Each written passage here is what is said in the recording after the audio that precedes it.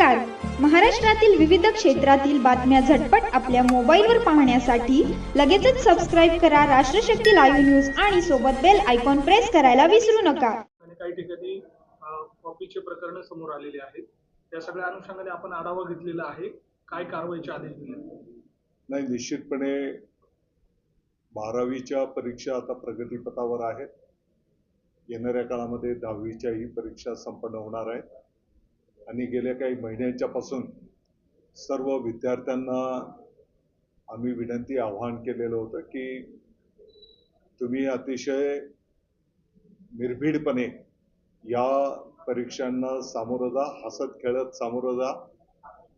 सर्व विद्यार्थ्यांनी अतिशय कष्टपूर्वक चांगला अभ्यास केलेला आहे. गुरुजनांनी पण ज्ञानदानाचं पवित्र कार्य संपन्न केलेलं आहे.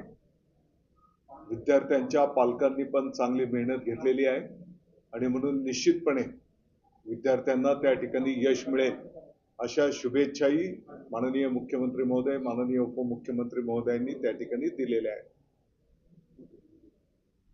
कॉपीमुक्त परीक्षा अभियान हे संपूर्ण राज्यामध्ये मागच्या वर्षाच्या पासून जाणीवपूर्वक प्रशासनाच्या वतीने राबवलं जात आहे.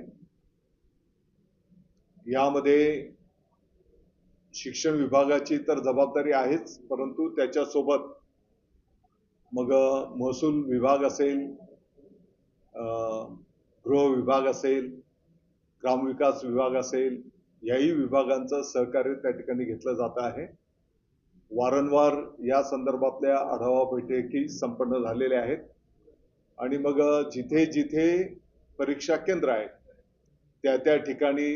त्या ठिकाणी CCTV लावणं आणि इतरही काही सुविधा, मग विद्यार्थ्यांच्यासाठी पिण्याचं पाणी असेल,